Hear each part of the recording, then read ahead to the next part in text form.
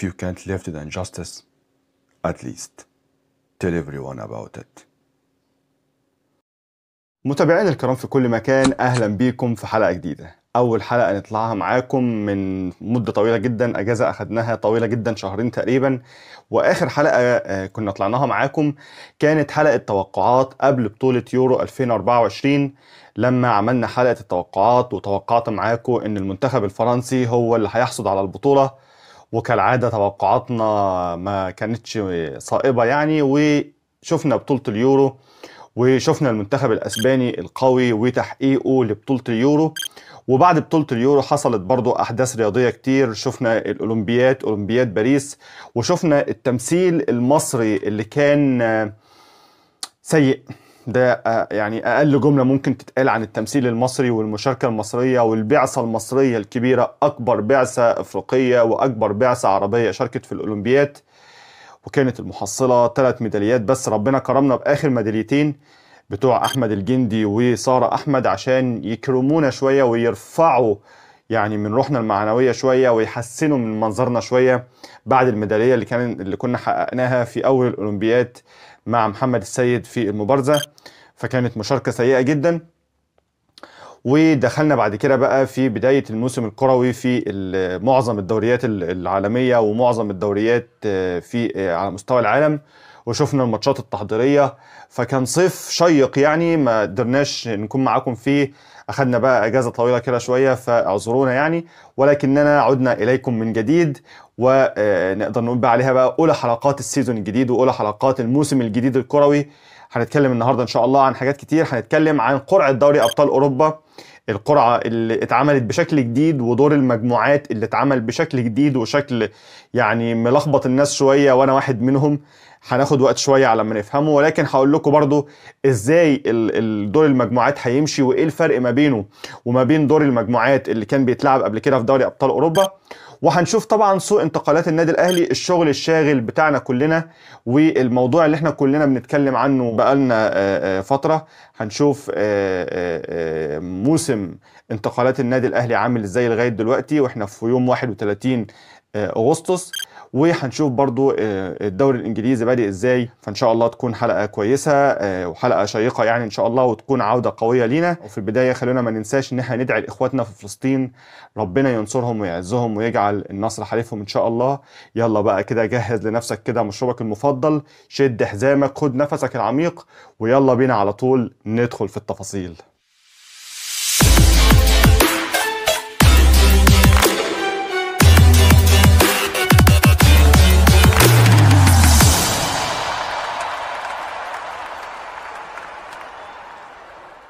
طيب، صلي على رسول الله عليه أفضل الصلاة والسلام. وخلينا نبتدي في الأول بالموضوع اللي يهمنا كلنا كأهلاوية في الفترة الحالية، وهو موضوع الصفقات اللي بيعملها النادي الأهلي واللعيبة الداخلة واللعيبة اللي خرجت من النادي الأهلي. خلينا في الأول نشوف مين اللعيبة اللي خرجت من تيم النادي الأهلي في فترة الانتقالات الحالية. طبعا ابتدينا مع نهاية شهر 6 وكان لسه الموسم الكروي شغال وكان لسه الدوري شغال. أنتوني موديست رحل عن النادي الأهلي بعد ما خلص العقد بتاعه اللي كان لمدة سنة. فعندك أنتوني موديست مشى والدوري كان لسه شغال. عندك بعد نهاية الدوري خرجت محمد عبد المنعم بيع نهائي لنادي نيس الفرنسي. عندك بنسبة كبيرة وزي ما الأخبار كلها متداولة وزي ما اغلب الناس متفقه ان محمود متولي هو كمان خرج من النادي الاهلي بيع نهائي.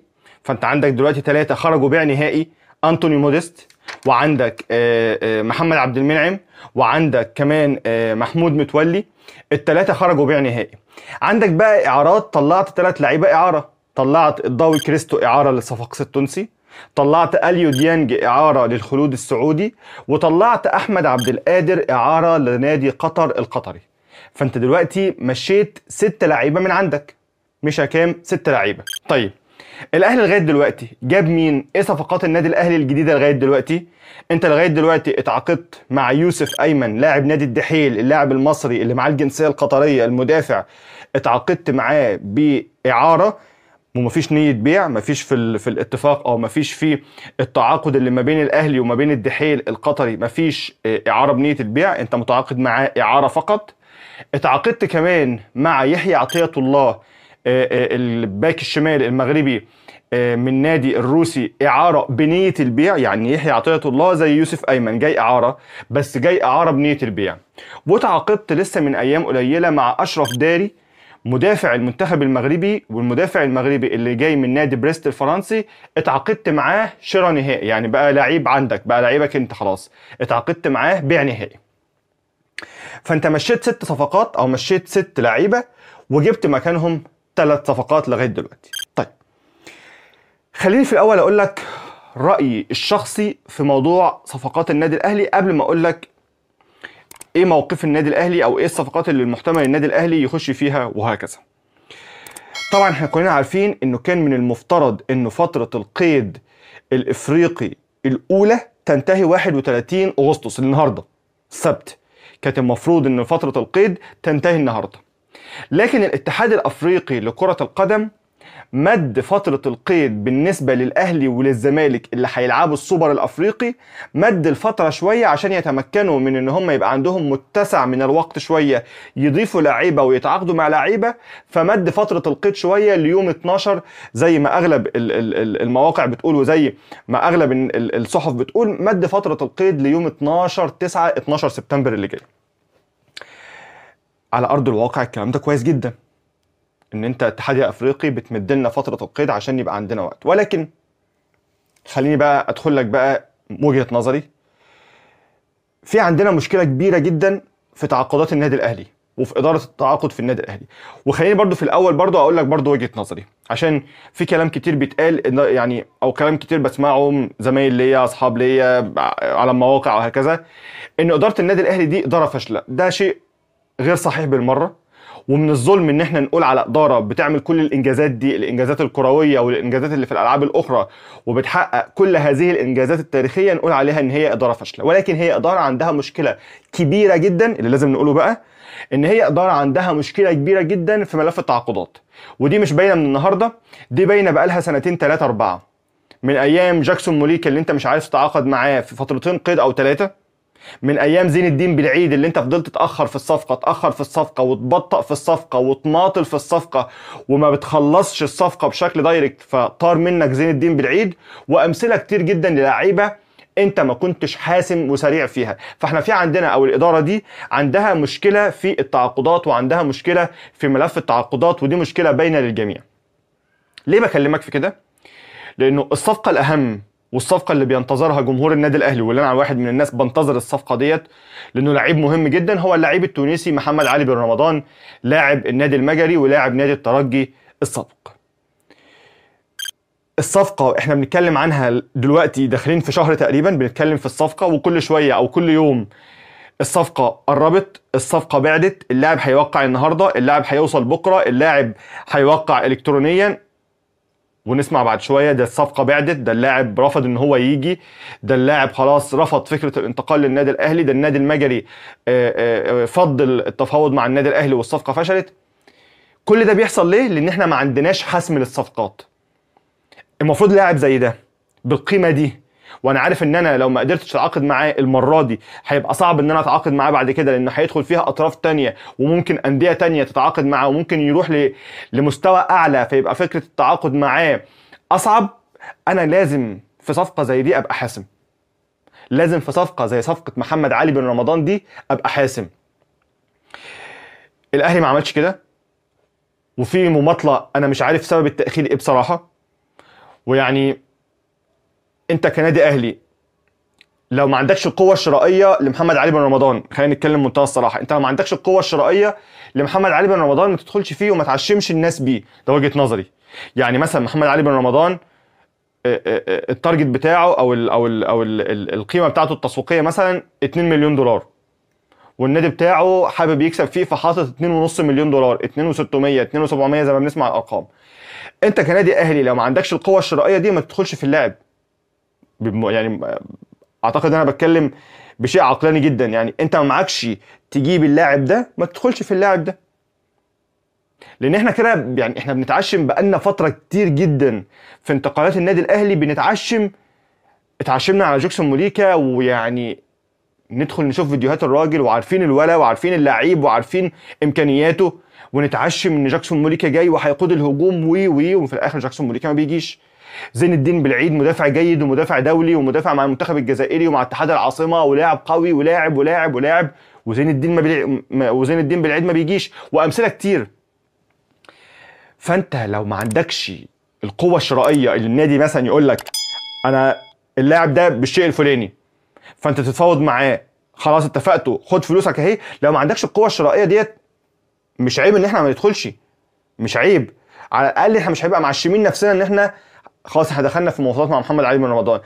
انا بتكلم كده، وممكن مثلا بعد ساعه بعد 2 بكره يتم الاعلان عن محمد علي بن رمضان، زي ما اغلب الناس المتخصصه واغلب الناس اللي قريبه من النادي الاهلي بتقول ان الصفقه ما فشلتش والصفقه يعني قريبه من النادي الاهلي. ولكن انت ليه بتسيب نفسك للاخر؟ يعني لو افترضنا مثلا ان الاتحاد الافريقي ما كانش مد فتره القيد، وكان النهارده اخر ميعاد لفتره القيد، هل احنا كنا هنستنى لغايه النهارده ان محمد علي بن رمضان بقى بسرعه يا محمد علي بن رمضان هات شنطتك وتعالى عشان توقع قبل ما تروح للمنتخب التونسي؟ طب بكره المفروض في معسكر للمنتخب التونسي هيبتدي، او بعد بكره، واللاعب هيروح المعسكر.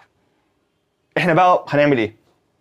والمعسكر المفروض ان هو هيخلص يوم 10 تقريبا او يوم 11، يوم 10 هتكون تونس مخلصه الماتشين بتوعها في تصفيات افريقيا. ايه اللي احنا هنعمله؟ هنستنى برضو للاخر؟ يعني اللي انا عايز اقوله ايه، فتره القيد اللي الاتحاد الافريقي مدها هي شيء كويس، ولكنها هتخلينا نماطل اكتر وهتخلينا نمط اكتر في الصفقه، وممكن الصفقه تضيع مننا زي ما صفقات تانية قبلها ضاعت مننا. فعندنا مشكله، عندنا مشكله كبيره في اداره التعاقدات، محدش يقدر ينكر كده. ده مش معناه ان الاداره ناجحه، دي حاجه تانية. الاداره ناجحه جدا جدا جدا، وبتعمل سكواد قوي جدا، وشاطره جدا ان هي جابت لاعب زي يحيى عطيه الله، لاعب دولي ولاعب تقيل جدا يعوض علي معلول، مع ان طبعا مفيش حد يعني من وجهه نظري يعوض علي معلول، وهجي لك في حته علي معلول دي بعد شويه. شاطره جدا ان هي تجيب لاعب زي اشرف داري مدافع يعوض محمد عبد المنعم. طبعا مفيش حد بامكانيات محمد عبد المنعم من وجهه نظري برضه، ولكن الى حد ما اشرف داري لاعب دولي ولاعب مع المنتخب المغربي في كاس عالم، ولاعب قوي بدنيا ولاعب بضربات الراس قوي، فخيار موفق جدا. يوسف ايمن برضه لاعب قوي جدا، وكنت اتمنى ان يبقى عندنا نيه الشراء ليه، عشان هو لاعب برضه شايف ان هو لاعب بروميسنج جدا ولاعب واعد ويقدر يفيدك. فهي اداره شاطره في التعاقدات، واداره شاطره بتجيب لعيبه كويسه. والنادي الاهلي لما بيحب يجيب لعيبه، جابت اليو ديانج، جابت بيرسي تاو لاعب كويس جدا. سيبك من ان بيرسي تاو يعني لعيب مزاجنجي وعنده مشاكل، والناس عايزاه تخرج، والناس عايزاه يخرج يعني يروح نادي تاني عشان نستفيد منه، ولكن بيرسي تاو يظل لاعب مهم وافضل لاعب لغايه دلوقتي واحنا بنتكلم كده، افضل لاعب داخل قاره افريقيا. فاداره النادي الاهلي اداره مش فاشله، اداره ناجحه، ولكن عندها مشكله كبيره جدا في ملف التعاقدات. ولازم بعد فتره التعاقد دي ما تخلص، وبعد يعني فتره الانتقالات الصيفيه دي ما تخلص، لازم يبقى في وقفه من النادي الاهلي مع اداره التعاقدات، لان احنا كده بنطول جدا في ملف التعاقدات، بنطول جدا في كل صفقه. يعني انا نفسي نخش صفقه نتكلم عنها النهارده تخلص بكره بعده. يعني اتمنى اشوف كده زي اي نادي تاني، اتمنى اشوف ان احنا ندخل في صفقه نخلصها بكره بعده. وهقول لك على حاجه تانيه، وطرح انا بطرحه، لو انت عندك مشكله في السيوله الماديه مثلا، مش عارف توفر السيوله الدولاريه للانديه، طب ما يعني اتعاقد مع كل اللعيبه يعني على مستوى الاعاره. ايه المشكله؟ اعاره بنيه البيع، طالما ده بيخفض شويه من الفلوس، وبتقدر ان انت يعني تجيب اللاعب اعاره بمبلغ قليل او مبلغ في المتناول، وبعد كده يبقى مبلغ البيع مش كبير. طب ما تجيب كل اللعيبه اعاره، زي يحيى عطيه الله مثلا، زي يوسف ايمن، زي هات كل اللعيبه اعاره. ايه المشكله؟ لكن محمد علي بن رمضان لعيب طبعا سوبر، انا اتمنى ان هو يجي. طبعا انت لما تيجي تفكر بس كده، امام عاشور ومحمد علي بن رمضان ووراهم مروان عطيه او اكرم توفيق، يعني ما شاء الله خط وسط عبقري، خط وسط مثالي، خط وسط يكسبك اي حاجه. ففي عندنا مشكله كبيره، اتمنى ان احنا نسمع خير عن صفقه محمد علي بن رمضان. في برضه صفقات برضه النادي الاهلي داخل فيها، زي صفقه عمر الساعي، ومبلغ خرافي، ومفيش لاعب في مصر اصلا يستحق 10 مليون مش 50 مليون زي ما النادي الاسماعيلي طالب. ولكن يعني يعني طالما مارسيل كولر عايز اللعيب خلاص نجيب له اللعيب اللي هو عايزه. اتمنى ان اداره النادي الاهلي يبقى في سرعه في التعاقدات. انت دلوقتي قبل محمد علي بن رمضان ما يجي، بعد ما بيرسي تاو او بعد ما اليو ديانج مشى وانتوني موديست مشى، بقى عندك 3 اجانب. يعني النادي الاهلي حاليا في عنده 3 اجانب، او بعد ما الاثنين دول مشوا كان في عندك 3 اجانب. كان في عندك علي معلول، وكان في عندك رضا سليم، وكان في عندك بيرسي تاو لما انتوني موديست مشى، ولما اليو ديانج راح اعاره. كان في عندك علي معلول، وكان في عندك بيرسي تاو، وكان في عندك رضا سليم. علي معلول مصاب، وزي ما كلنا عارفين هيترفع اسمه لغايه يناير من القائمه. فانت دلوقتي عندك بيرسي تاو وعندك رضا سليم، هيتضاف ليهم يحيى عطية الله اللي انت جبته المغربي، وهيتضاف ليهم اشرف داري. فانت كده بقى عندك 4، ناقص لك لاعب. زي ما كلنا عرفنا ان اداره النادي الاهلي لما عملت ميتنج زوم مع مارسيل كولر وهو في سويسرا، المفروض ان هو هيرجع النهارده يعني السبت، لما عملت معاه ميتنج زوم وسالته عايز، في عندك لسه مركز ناقص، عايز المهاجم ولا عايز محمد علي بن رمضان؟ هو اختار محمد علي بن رمضان. فانت كده لو جبت محمد علي بن رمضان ان شاء الله تتم على خير يعني بعد طول انتظار. لما تجيب محمد علي بن رمضان هيبقى عندك ال5 اجانب، هيبقى عندك بيرسي تاو، رضا سليم، يحيى عطية الله، اشرف داري، ومحمد علي بن رمضان. انا بقى بسأل سؤال، لان علي معلول من وجهة نظري يحيى عطية الله لاعب كبير ولاعب خير بديل لعلي معلول، ولكن علي معلول لما يرجع من الاصابة يغطي على اي حد. ده طبعا شيء متفقين فيه، علي معلول يغطي على اي حد. لما علي معلول يرجع احنا هنعمل ايه؟ ومحدش يقول لي سيبها للظروف، ماشي، ما احنا هنسيبها للظروف، لكن من المتوقع ان انت جايب اسامي، يعني لان انت جايب اسامي كبيره في الاجانب. انت جايب محمد علي بن رمضان، لو هتجيبه اسم كبير من المتوقع نجاحه، شخصيه كبيره. يحيى عطية الله من المتوقع نجاحه. اشرف داري من المتوقع نجاحه. عندك رضا سليم لعيب ظهر في المستوى او في الفتره الاخيره في الدوري مستوى جيد، وبيرسي تاو كذلك. فهتمشي مين؟ ما انت مضطر بقى ان انت بقى عشان تدخل علي معلول هتمشي. اعتقادي ان انت مش هتمشي ال3 الجداد، يعني لا هتمشي يحيى عطية الله، ولا هتمشي اشرف داري، ولا هتمشي محمد علي بن رمضان. فهل هتمشي بيرسي تاو ورضا سليم؟ ده سؤال لازم نفكر فيه. انا مش هجاوب معاك وانا مستني رايك برضو، ده سؤال نفكر فيه من دلوقتي لغايه يناير الجاي ان شاء الله، ونشوف ايه اللي هيحصل فيه. ولكن انا لو جيت سالتني، طبعا علي معلول لما يرجع من الاصابه لازم يدخل في قائمه النادي الاهلي، ولازم علي معلول يلعب معانا كاس العالم للانديه اللي جاي في امريكا. ده شيء انا اتمناه من كل قلبي عشان يختم مسيرته خير ختام مع النادي الاهلي بعد الاداء الاسطوري والمسيره الاسطوريه اللي علي معلول اداها مع النادي الاهلي. ما اعرفش تتفق معايا في الكلام ده ولا لا، ولكن ده وجهه نظري. اتمنى ان احنا ان شاء الله نشوف علي معلول معانا في يناير. على حساب مين بقى والاهلي هيحلها ازاي ما اعرفش.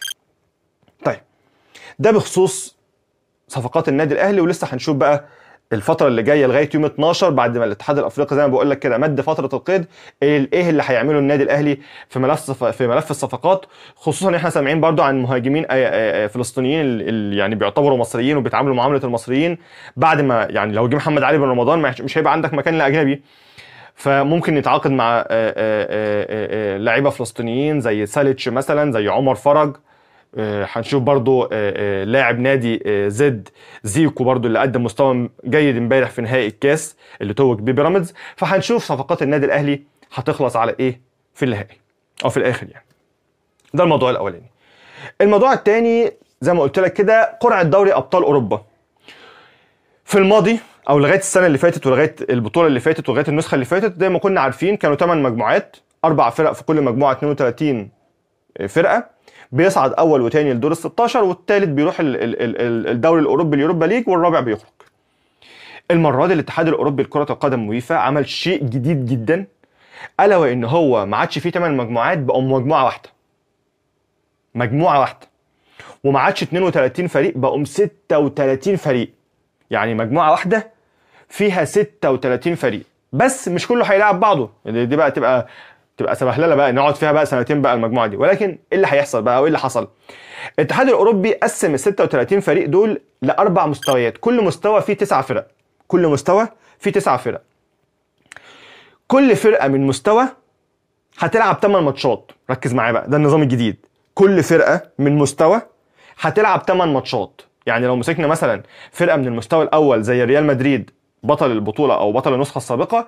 ريال مدريد في عندنا اربع مستويات زي ما قلت لك. ريال مدريد في المستوى الاول هيلاعب من كل مستوى فرقتين، يعني من المستوى الاول اللي هو فيه هيلاعب فرقتين، من المستوى الثاني فرقتين، من المستوى الثالث فرقتين، من المستوى الرابع فرقتين. فكده عنده كام؟ عنده 8 ماتشات. وقيس على كده بقى كل الفرق اللي في المستوى الاول واللي في المستوى الثاني والثالث والرابع وهكذا. كل فرقه في اي مستوى هتلاعب فرقتين من كل مستوى، من المستوى اللي هي فيه ومن الثلاث مستويات التانيين. فانت كده عندك كل فرقه هتلعب 8 ماتشات في دور المجموعات او في دور المجموعه دي. 8 ماتشات، 4 ماتشات منهم على ارضها واربع ماتشات منهم بره ارضها. 4 على ارضها و4 بره ارضها. فمعنى كده انه في فرقه هتلاعب مثلا، يعني مثلا الريال من الماتشات اللي محطوطه قدامه ان هو هيلاعب ليفربول، هيبقى ماتش قوي جدا في دور المجموعه ده. ليفربول وريال مدريد هيلعبوا بعض يا اما على ملعب ليفربول يا اما على ملعب الريال، ومفيش ماتش عوده ما بينهم، يعني مفيش ماتش ذهاب وعوده، لا ده ماتش واحد. فاهمني؟ فريال مدريد مثلا هيلاعب 4 فرق على ارضه من ال8 و4 فرق بره ارضه. طيب يبقى كل فرقه هتلعب ايه؟ هتلعب 8 ماتشات، 4 على ارضها 4 بره ارضها، وكل فرقه هتلعب مع فرقتين من كل مستوى. طيب لما تخلص بقى المباريات بتاعه المجموعه دي، لما تخلص المباريات بتاعه المجموعه دي هيبقى في عندك ترتيب بقى من 1 ل 36، صح ولا لا؟ مش هم 36 زي ما قلنا فرقه في المجموعه؟ هيبقى في عندك الترتيب النهائي بقى. اول 8 في الترتيب، اول 8 فرق في الترتيب هيطلعوا على طول ويصعدوا على طول لدور ال16. اول 8 فرق هيصعدوا على طول لدور ال16. الفرق بقى من المركز التاسع للمركز رقم 24، يعني ال16 فرقه التانيين في الترتيب من المركز التاسع، من الفريق صاحب المركز التاسع للفريق صاحب المركز 26، دول هيروحوا كده، هيتاخدوا كده، تتعمل ما بينهم قرعه، كل فرقتين يلعبوا بعض رايح جاي. تاني، الفرقه من التسعه او الفرق من المركز التاسع للمركز ال26 هيتاخدوا كده، تتعمل قرعه ما بينهم، فرقه رايح جاي، كل فرقه تلعب فرقه تانيه رايح جاي. اللي هيكسب من مجموع المباراتين 8 فرق هيصعدوا، يروحوا يكملوا مع ال8 فرق اللي صعدوا الاولانيين يعملوا دور ال16، وال8 فرق اللي خسروا دول يودعوا البطوله، ومفيش حد هيروح اليوروبا ليج. طيب من ال26 بقى ل36 دول هيطلعوا على طول. يبقى تاني مجموعه واحده فيها 8 فرق، كل فرقه هتلعب 8 ماتشات، ويشترط ان هي ما تلعبش فرقه من نفس البلد بتاعتها. كل فرقه هتلعب 8 ماتشات، هتلاعب فرقتين من نفس او هتلاعب فرقتين من كل مستوى. كل فرقه هتلعب 8 ماتشات، 4 ماتشات على ارضها و4 ماتشات بره ارضها. في نهايه المباريات هيبقى في عندك ترتيب من 1 ل 36، من 1 ل 8 دول هيصعدوا على دور ال16، من 9 ل 26 دول هيروح يتعمل ما بينهم قرعه، كل فرقه هتلاعب فرقه رايح جاي، يعني هيبقى عندك 8 ماتشات، 16 فريق 8 ماتشات، كل فرقه هتلاعب الثانيه رايح جاي، فرقتين هيلعبوا بعض رايح جاي. اللي هيكسب في الرايح جاي دول ال8 اللي هيكسبوا هيصعدوا مع ال8 اللي صعدوا مسبقا ويكونوا دور ال16، ويبتدي دور ال16 زي ما احنا عارفين بقى في دوري ابطال اوروبا من السيزون اللي فات. ال8 اللي هيخرجوا هيودعوا البطوله ومفيش حد هيروح اليوروبا ليج، ومن المركز ال26 بقى للمركز ال36 دول هم كمان هيخرجوا. ده النظام الجديد لدوري ابطال اوروبا. لو سالتني عن رايي، هو نظام حلو ونظام يعني معقد شويه. معقد ان هو هيطول البطوله، هيطول المباريات، ولكن نظام حلو في ايه بقى؟ ان انت ممكن تشوف منافسه شرسه. هتشوف اصلا بقى هيبقى في عندنا من دور المجموعات في السابق او في النسخ اللي فاتت كنت بتلاقي مثلا مجموعتين هي اللي فيها ايه؟ فرقتين 3 اقوياء، وبقيه المجاميع سهله، فرقه قويه مع 3 فرق في المتناول. هنا بقى انت عندك هتلاقي في دور المجموعات ماتشات ضرب نار. يعني انت عندك ليفربول زي ما بقول لك كده، ليفربول وريال مدريد، اي سي ميلان وريال مدريد، برشلونه وبايرن ميونخ. فانت هتلاقي فيه ماتشات قويه جدا، ليفربول وباير ليفركوزن بطل الدوري الالماني. فانت هتلاقي فيه ماتشات قويه جدا. هيبقى فيه ماتشات في دور المجموعات، ماتشات قويه جدا وضرب وطحن. الحاجه الثانيه القويه ان انت مثلا عندك في المستوى الاول عندك 8 فرق اللي هم العمالقه. في المستوى الثاني في عندك برضو 4 أو 5 فرق من اللي هم يعتبروا كلاس ايه. انت عندك مثلا في المستوى الثاني يوفنتوس، اي سي ميلان، حاجات زي كده. فانت عندك في المحصله النهائيه انت عندك 12 13 فريق اللي هم التوب في اوروبا. ال 12 13 دول بعد نهايه مباريات المجموعه دي في 8 منهم هيصعدوا على طول لدور ال 16، وفي فرق هتروح تلعب الملحق. فهيبقى في منافسه شرسه جدا، والنظام ده من المتوقع ان هو يعمل منافسه كبيره جدا في دوري ابطال اوروبا. فيعني اعتقد ان هو هيبقى نظام هنشوف بقى هل هيبقى ليه نتائجه الايجابيه ولا لا، هل هيدينا المتعه اللي احنا منتظرينها في دوري ابطال اوروبا من دور المجموعات ولا لا. اعتقد كذلك، واعتقد ان انت ممكن تشوف فيه مفاجات، مش مفاجات انه فرق كبيره تخرج، ده كل شيء وارد ووارد ان يحصل ده، ولكن هتشوف فيه فرق ممكن تستغل الفرصه دي. يعني انت مثلا فرق المستوى الرابع ديت، في كل فرقه من المستوى الرابع هتلاعب فرقتين من المستوى الرابع، فهيبقى عندهم فرصه ان هم ممكن يكسبوا ويحجزوا لنفسهم مكان مثلا في الملحق اللي هو ممكن يأهلهم لدور ال 16. فهنشوف منافسات شرسه جدا في دور المجموعات من وجهه نظري، واعتقد ان هو نظام ممكن يبقى حلو، وهنشوف لو نجح ممكن تلاقيه بيتطبق في منافسات تانية وفي دوريات، او في دوري مثلا ابطال افريقيا، في دوري ابطال اسيا بعد كده.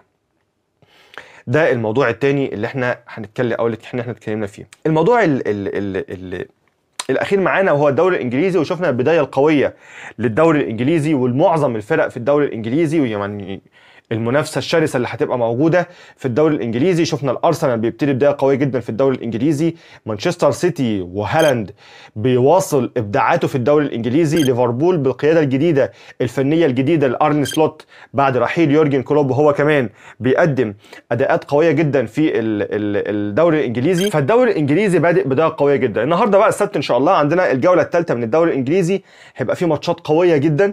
مانشستر سيتي هيلاعب ويست هام، ماتش قوي جدا، و ماتش مش هيبقى سهل جدا على مانشستر سيتي. مانشستر سيتي هو اللي عنده الحظ الاوفر ان هو يكسب، مانشستر سيتي هو اللي كعبه اعلى و سكواد وكل حاجه في صالح مانشستر سيتي، ولكن شايف ان هيبقى ماتش قوي جدا. بكره بقى لحد بقى عندنا كلاسيكو الكره الانجليزيه، واحد من اعرق واقدم المباريات في تاريخ الكوره العالميه، ليفربول ومانشستر يونايتد على ملعب الاولد ترافورد. ماتش من وجهه نظري هيبقى قوي جدا، لانه مانشستر يونايتد خارج من خساره قدام برايتون، اللي هيلعب النهارده ماتش قدام الارسنال، هيبقى ماتش برده قوي جدا. ماتش برايتون وارسنال ده مش هيبقى ماتش سهل على الارسنال. طبعا الارسنال ممكن يبقى اعلى شويه، ولكن برايتون بيقدم مستويات قويه جدا، وللموسم الثالث او الرابع على التوالي اللي بيقدم بدايه قويه جدا برايتون. فهيبقى ماتش قوي جدا لبرايتون وارسنال. نرجع تاني لمانشستر يونايتد اللي بيقول لك ان هو خارج الجوله اللي فاتت مغلوب من برايتون، ف يعني هيبقى حابب بقى ان هو يعوض على ملعبه قدام ليفربول اللي جاي له بمعنويات عاليه، بيقدم اداءات رائعه وانطلاقه قويه مع ارن سلوت، ومعظم لعيبته في حاله كويسه، محمد صلاح، لويس دياز، جوتا، فمعظم لعيبته في فورمه عاليه. فهيبقى ماتش حلو جدا ما بين ليفربول ومانشستر يونايتد. اتمنى طبعا ان ليفربول يحسم المباراه لصالحه، ولكن شايف ان هو هيبقى ماتش قوي جدا. مانشستر يونايتد ممكن ما يكونش لسه وصل للتشكيله المثاليه اللي تنهاج عاوز يعملها مع المان يونايتد، ولكن برضه يظل مانشستر يونايتد منافس قوي، وهيبقى ماتش على ارضه فمش هيفرط بسهوله في المباراه، ولكن يعني هيبقى ماتش قوي جدا ما بين مانشستر يونايتد وما بين ليفربول. الدوري الانجليزي بادئ بمنتهى القوه وبادئ بمنتهى السخونه، وهيبقى فيه منافسه قويه جدا. وجهه نظري ان المنافسه هتبقى يعني مختصره فقط، او شايف ان الثلاثي اللي هينافسوا هم كالعاده مانشستر سيتي والارسنال وليفربول. شايف ان المنافسه هتبقى ما بينهم، ويعني ما توقعش ان الدوري الانجليزي او البطوله ممكن تخرج عن واحد من الثلاثه دول، ولكن احنا لسه في البدايه. دي الفتره او دي لسه الجوله الثالثه، دي الجوله اللي قبل التوقف الدولي، فهنشوف اللي هيحصل ايه في مباريات الدوري الانجليزي عندنا النهارده وبكره، وهنطلع معاكم ان شاء الله نتكلم عن اللي حصل في الدوري الانجليزي ومنافسات الدوري الانجليزي، وان شاء الله نطلع معاكم بعد تعاقد النادي الاهلي مع الصفقات الجديده، ونقول لكم برضو سكواد النادي الاهلي هيبقى عامل ازاي. يعني اتمنى ان ان صفقه محمد علي بن رمضان على المستوى الشخصي احب ان لاعب زي كده يبقى موجود في فرقتنا، اتمنى ان هو يبقى موجود معانا، واتمنى ان احنا نسمع اخبار حلوه. انت برضو قول لي رايك في التعليقات، شايف لغايه دلوقتي ميركاتو النادي الاهلي عامل ايه، وايه رايك، ويعني قول لي رايك برضو في اداره التعاقدات في النادي الاهلي والتاخير اللي بيحصل فيها، والتاخير اللي بيحصل في ملف التعاقدات، قول لي برضو رايك فيه. شايف برضو دوري ابطال اوروبا والنظام الجديد لدور المجموعات ايه رايك فيه، وشايف هل النظام القديم احسن ولا النظام الجديد؟ قول لي برضو رايك في التعليقات، وتفاعل مع الحلقه. عجبتك الحلقه ما تنساش تعمل لايك وسبسكرايب وفولو وشير. ما تنساش برضو في الاخر ان انت تدعي لاخواتنا في فلسطين، ربنا ينصرهم ويعزهم ويجعل النصر حليفهم ان شاء الله. ربنا يرحم شهدائهم ويتقبل جرحاهم، ربنا يرحم شهدائهم ويشفي مرضاهم ويتقبل شهدائهم في جنات النعيم يا رب ان شاء الله. اشوفكم ان شاء الله على خير في حلقات جديده. استودعكم الله. السلام عليكم.